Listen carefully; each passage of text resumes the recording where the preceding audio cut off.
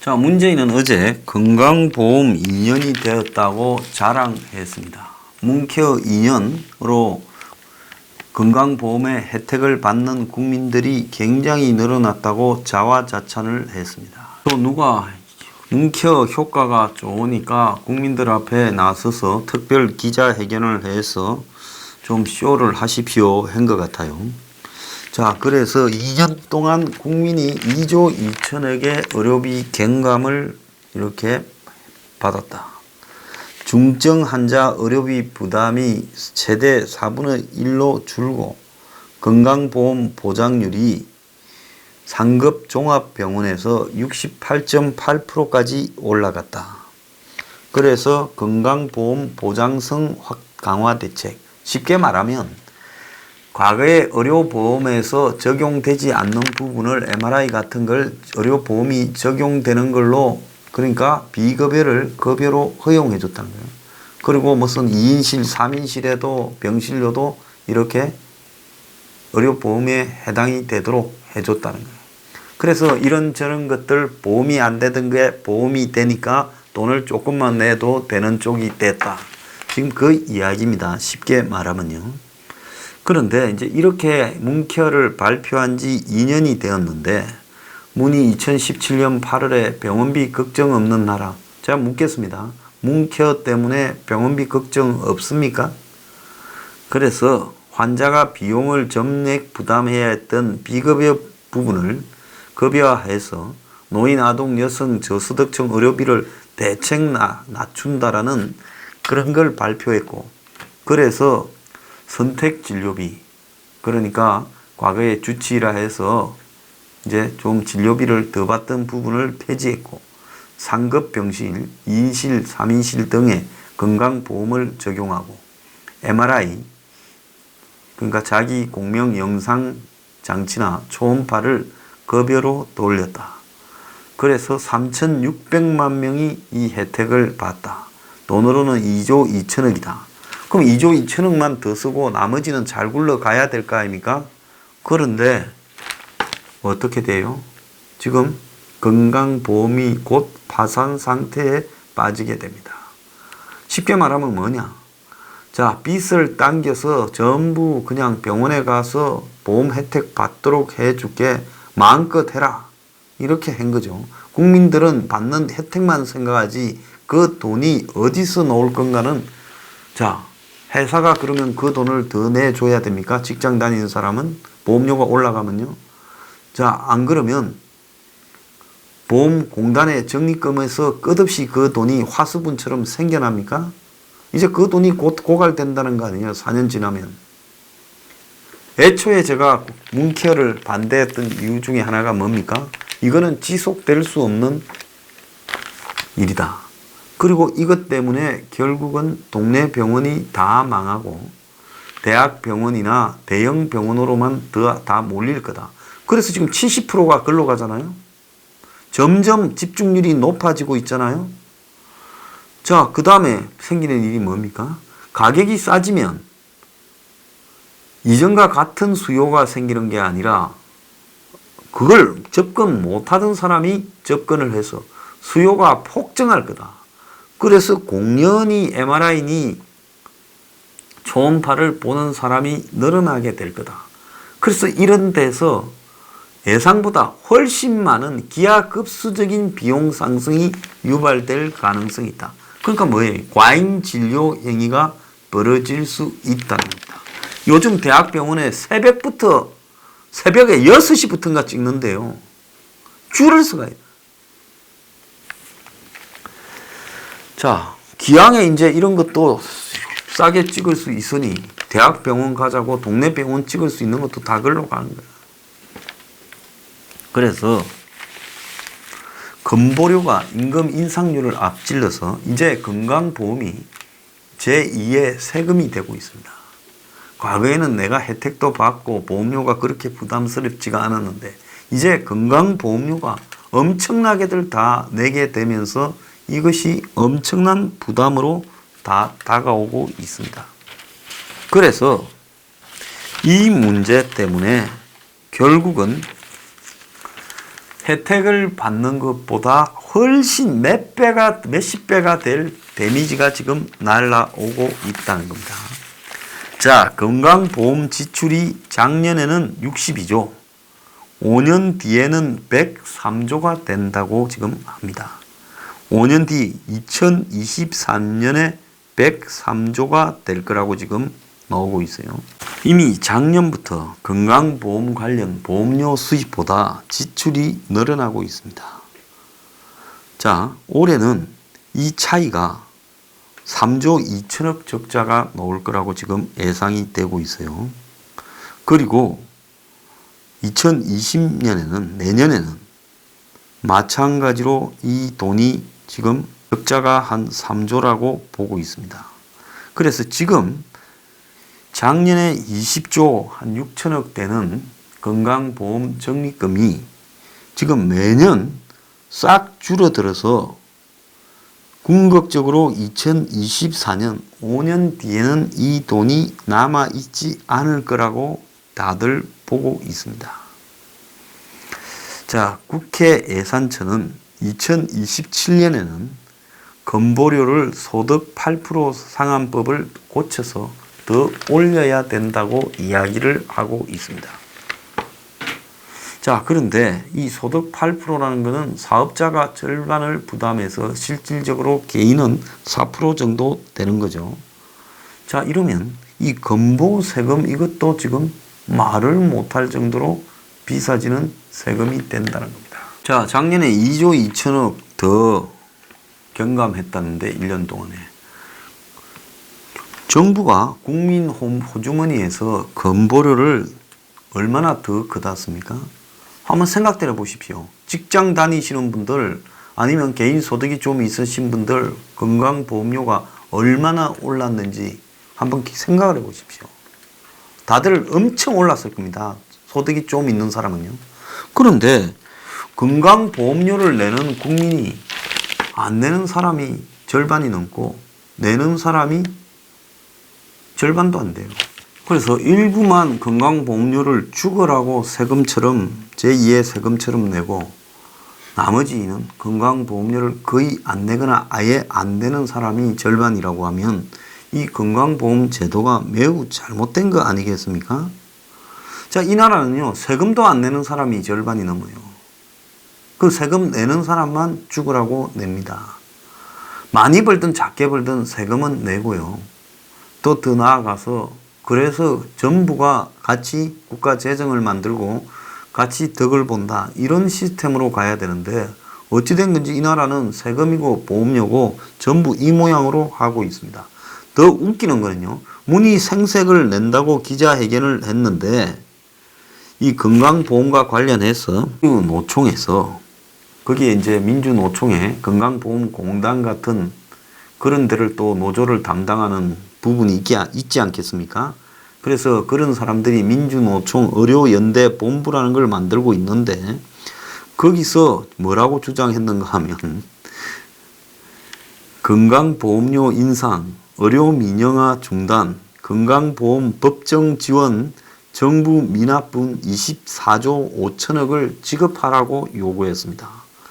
자, 이 말은 무슨 말인가 하면 지금 국민건강보험공단 직원들이 가만히 보니까 이대로 흘러가다가는 재정 적립금이 한 5년 지나면 깡통이 되어가 저들 지금 월급 받을 돈이 없어지지 않겠습니까?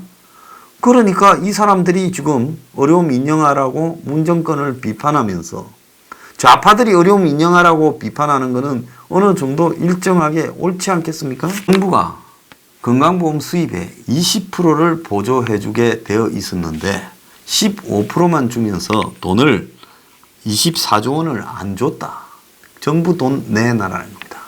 그러니까 정부가 건강보험공단에 내야 될 돈도 너네 적립금이 많이 있으니까 줄 필요 없다고 다 안 주고 일부만 주는 거예요. 75%만 주는 거예요. 그래서 정부가 좀 떼먹었지요. 이제 기업들도 우리도 못 내겠다 이렇게 확 올리면 지금 기업 단체들도 그렇게 나오고 있습니다. 왜? 직장 다니는 사람은 반은 기업이 보조해주고 반은 자기 월급에서 떼지 않습니까?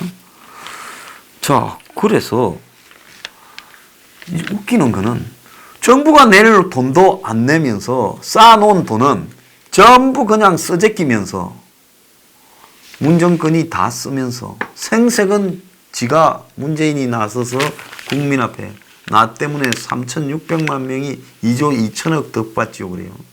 그런데 희한한 거는 건강보험료로 2조 2천억을 국민들이 덕을 받다는데 지금 적자가 나거나 이런 수치는 그거 몇 배가 나고 있어요. 그러면 조금 덕 보게 한다고 나머지 돈은 어디 간 거냐. 저는 진짜 그게 하고 싶어요. 한 33% 정도만 국민들이 직접 혜택 받은 거고 적자 난폭은 이전에는 1년에 4조 5조 남았는데 작년에 벌써 적자가 발생을 했어요. 자, 올해는 적자가 제가 얼마 난다 했습니까? 올해는 3조 2천억 정도의 적자가 난다 하지 않습니까?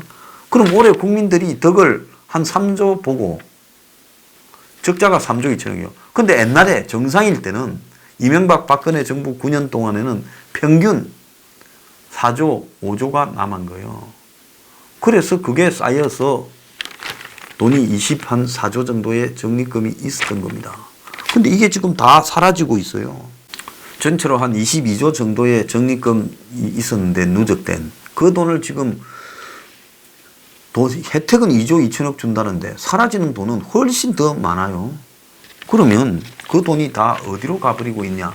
그것도 제가 의문인 겁니다. 자, 문 쪽의 계산만으로도 건강보험 적용을 확대하면 5년간에 필요한 돈이 문재인 케어 때문에 42조가 더 늘어난다는데, 자, 가입자 단체들은 이 돈을 못 내겠다. 건보료 올려서는 안 된다라고 말을 하고 있습니다. 그런데 정부는 국고 지원 더 못 준다. 지금도 떼먹고 있으면서 더 안 주겠다고 해요. 그래서 적립금은 2023년 이전에는 확실하게 바닥이 나는데 문재인은 보장률을 더 올리겠다고 합니다. 그러면 이 돈은 어디서 나가는 수밖에 없어요? 국민들 호주머니 털어서 나가는 수밖에 없다라는 겁니다. 그러면 뭔 원숭이 새끼들도 아니고, 자, 우리는 3개씩 먹어야 된다. 그래야 앞으로 계속 먹을 수 있단데. 에라, 그냥 5개씩 먹어라. 나는 너들한테 한 끼에 사과를 5개씩 주겠다.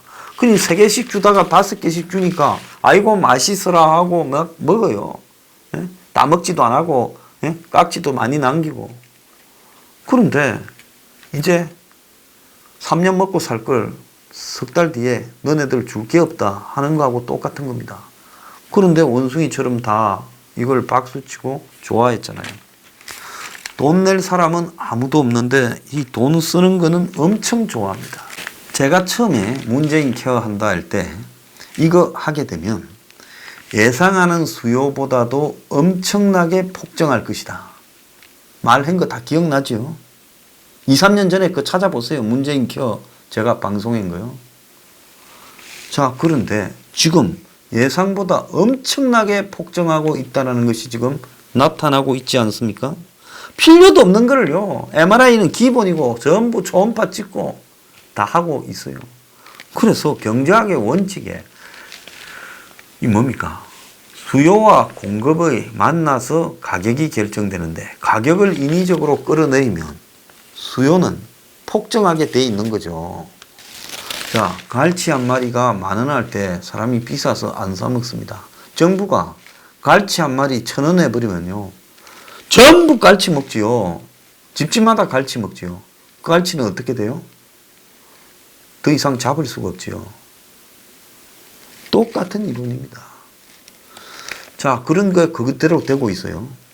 그러면 쌓아놓은 거 저거 사라지는 거는 순식간일 거다 했는데 사라져요. 이제 의료보험료를 엄청나게 올려서 세금처럼 내게 될 거랬는데 지금 그렇게 돼가요. 그리고 무엇보다도 대형 병원들이 돗대기 시장이 될 거다 했는데 그렇게 돼가요. 대형 병원 집중률이 70%까지 가고 있어요. 동네 병원 다 망할 거라 했는데 그렇게 돼가고 있어요. 제 말한 대로 안 되는 게 어디 있습니까?